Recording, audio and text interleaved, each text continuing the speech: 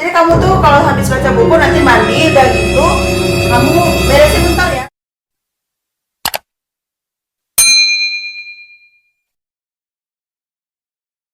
Assalamualaikum warahmatullahi wabarakatuh. Jumpa lagi dengan saya, Bunda Heti, sahabat Bunda dimanapun berada. Di video kali ini saya akan membahas kelanjutan dari video sebelumnya tentang tips berkomunikasi efektif bersama dengan anak-anak kita atau anak-anak kecil pada umumnya. Nah, bagaimana kelanjutannya dan tips-tips yang menarik yang akan saya sampaikan? Simak terus videonya.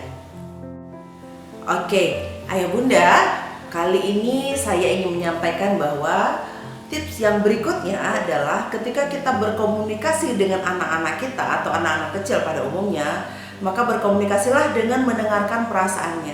Jadi ketika kita menyampaikan informasi kepada mereka atau kita berkomunikasi dengan mereka, mereka membalas tentunya, mereka menyahuti atau mereka bercerita kembali kepada kita, maka dengarkan mereka dengan perasaan. Lihat bagaimana perasaan yang dimunculkan di dalam mereka berkomunikasi. Bangun empati mereka. Dan dengan begitu kita akan memahami apa yang mereka rasakan di dalam mereka bercerita. Ketika mereka bercerita dengan perasaan demikian, maka kita akan pahami apa makna yang dimaksud sesungguhnya oleh anak dengan rasa yang terbangun antara kita dengan anak-anak kita. Nah, selain daripada itu, mendengarkan dengan perasaan itu akan mampu untuk merangsang si anak-anak kita, merangsang kemampuan verbal anak kita itu lebih baik. Mereka akan mengembangkan kemampuan verbalnya dengan lebih berkualitas dalam menyampaikan isi-isi pesan yang ingin mereka sampaikan kepada orang tua.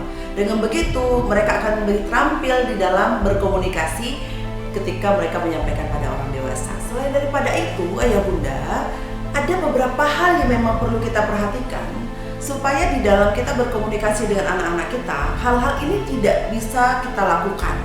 Hal-hal ini perlu kita hindari. Seperti misalkan memerintah, nih ketika kita menyuruh anak-anak kita, mereka kita sampaikan tolong. Jadi, tolong sayang, kerjakan ini. Jadi, hindari kata-kata dengan kamu pergi ke sana.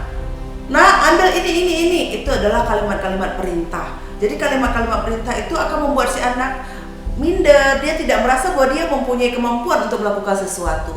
Atau misalkan meremehkan, atau misalkan membuat mereka itu sedih dengan cara kita membanding-bandingkan. Misalkan nih, kok kamu nggak seperti kakak kamu ya? Kok kamu nggak seperti adiknya kamu ya? Kok kamu nggak seperti mereka di sana ya? Nah, kalimat-kalimat perbandingan seperti itu akan menjadikan anak-anak kita semakin minder dan mereka akan kurang rasa percaya dirinya. Kadang-kadang kita tidak menyadari hal itu terjadi. Kapan kita menyadari? Nanti ketika mereka dewasa. Nah, selain daripada itu, ada beberapa hal lagi yang memang perlu kita hindari.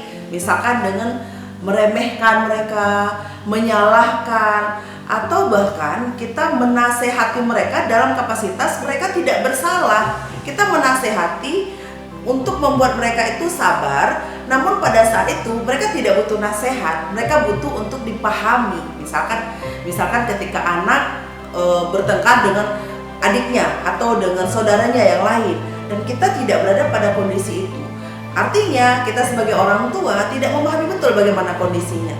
Nah, di sini bila kita langsung menasehati anak tanpa memahami kondisi yang terbangun, si anak akan membangun perasaan sendiri dan mungkin bisa merasakan dia tidak dipahami, dia tidak diberikan kesempatan untuk menyampaikan di mana posisi dia sebenarnya. Atau bahkan mungkin ya, anak-anak nangis karena tersandung meja atau tersandung benda-benda yang lain. Kadang-kadang kita terlupakan bahwa apa yang kita ucapkan itu untuk memperkuat diri anak. Padahal maksudnya di situ untuk membuat anak nyaman, tenang. Dengan begitu mereka jadi lebih stabil emosinya. Tapi kalimat yang kita gunakan itu jadi keliru. Contoh kalimatnya seperti ini. Ketika anak menyandung satu benda di rumah kita atau di mana saja, terkadang tanpa kita sadari kita menyalahkan benda itu. Oh, ini salah ya, dia karena ditaruh di sini jadinya adik yang kena. Nah, ini hal-hal yang seperti ini yang kita gunakan kepada mereka dan itu menyebabkan mereka jadi kurang percaya diri. Atau bahkan kita mengkritisi mereka tanpa memahami persoalan-persoalan yang mereka hadapi.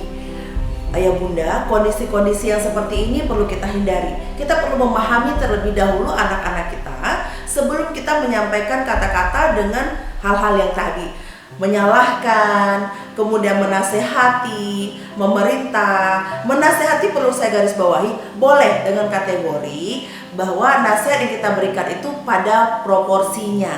Jadi anak-anak yang memang pada saat itu dia memerlukan nasihat, kita berikan nasihat. Tapi pada saat itu anak perlu berdiskusi atau perlu didengarkan terlebih dahulu, maka dengarkanlah dulu mereka. Berarti bukan tidak boleh menasehati, tapi nasihatilah mereka pada proporsinya sesuai dengan kondisi yang ada. Misalkan menyalahkan, itu tidak boleh kita lakukan. Atau membandingkan, atau melabelkan. Kadang ini nih yang sering kita dapatin nih.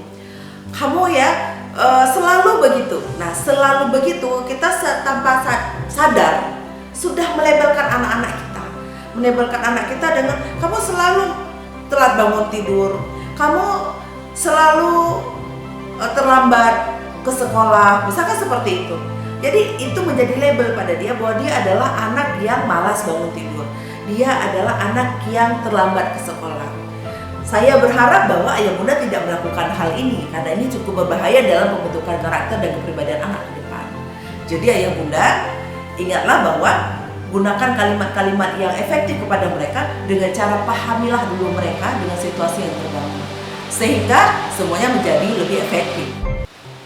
Demikian ayah bunda, tips berkomunikasi efektif bersama dengan anak. Di video kali ini, 2 tips ini semoga terinspirasi bagi ayah bunda dalam mengembangkan diri ayah bunda untuk menjadi orang tua yang efektif pada anak-anak kita. Nah, bagaimana tips berikutnya? Maka tonton terus di video berikutnya. Assalamualaikum warahmatullahi wabarakatuh.